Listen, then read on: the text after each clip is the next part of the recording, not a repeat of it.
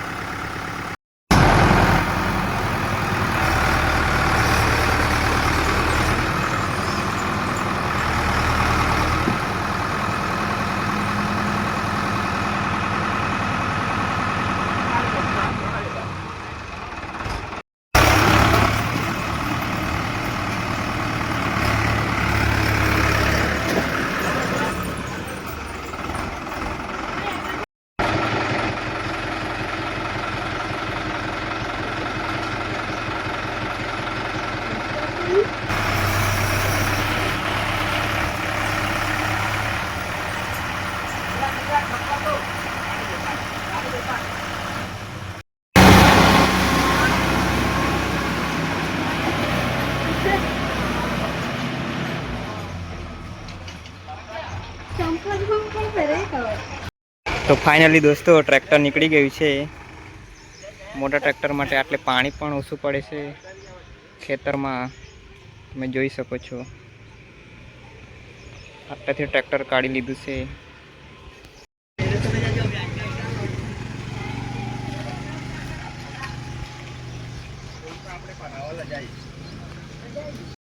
તો દોસ્તો તમને વિડીયો સારો લાગ્યો હોય તો વિડીયોને કરજો લાઈક અને ચેનલને કરજો સબસ્ક્રાઈબ, જેથી નવા વિડીયોની નોટિફિકેશન તમને મળતી રહે. તો મળીશું નવા વિડીયોમાં, એટલે ધન્યવાદ.